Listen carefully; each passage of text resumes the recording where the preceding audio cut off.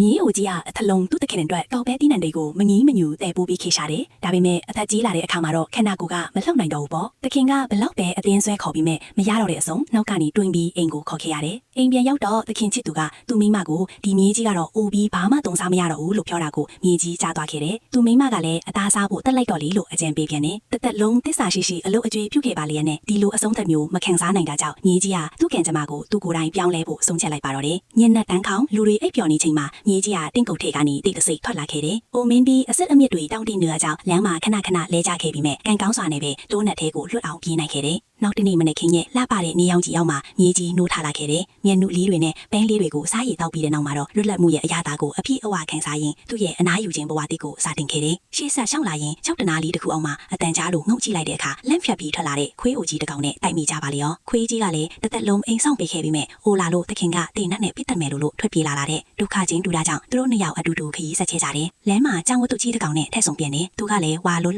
ချွတ်မဖဲနိုင်တော့တာကြောင့်အိမ်ကနေအနှင်ထုတ်ခံရတာတဲ့။သူတို့၃ယောက်ရဲမောမောနဲ့ရွှေ့ဆက်လာရင်ချမ်းတစ်ခုတည်းကချက်ဖားအိုကြီးတစ်ကောင်ကိုတွေးပြန်တယ်။ချက်ဖားကြီးကလည်းအိုလို့တွင်နိုင်ဆွဲမရှိတော့တာကြောင့်တခင်ကချက်စုပ်ပြုတ်လုပ်ဖို့ကြံနေတာတဲ့။ဒါနဲ့ပဲမြေကြီးကသူတို့နဲ့အတူဘဝတည်ရှာဖို့ခေါ်ခဲ့တာကြောင့်သူတို့အဖေဟာ၄ကောင်ဖြစ်သွားခဲ့တယ်။ညင်ညောင်တဲ့အခါတောထဲကအိမ်အိုကြီးတစ်လုံးမှာမီးလင်းနေတာကိုတွေ့လို့တွားကြည့်ကြတယ်။အထဲမှာတော့ဓာပြတဆူဟာသူတို့ခိုးလာတဲ့ပစ္စည်းတွေနဲ့ပျော်ပါနေကြတာပေါ့။တရိษံလေးတွေဟာဓာပြတွေကို6လန့်ကိုတရေအယောင်ဆောင်ပြီးပြတင်းပေါက်မှာပေါ်လာကြတယ်။မကောင်းမှုတွေလှုပ်ထားတဲ့ဓာပြတွေဟာကြောက်လန့်တကြားနဲ့ထွက်ပြေးကြတော့တာပေါ့။တရိษံလေးတွေကလည်းဝိုင်းဝန်းတိုက်ခိုက်ပြီးတောပင်ပါရောက်တဲ့အထိလိုက်မောင်းထုတ်လိုက်ကြတယ်။နောက်ဆုံးမှာတော့အဲ့ဒီအိမ်ကြီးဟာသူတို့၄ကောင်ရဲ့အပိုင်ဖြစ်သွားပြီးသူတို့မျောလင်းဖြစ်တဲ့ပျော်ရွှင်စရာအနားယူခြင်းဘဝလေးကိုစိတ်အေးချမ်းသာစွာနဲ့ဖြတ်တန်းသွားကြပါတော့တယ်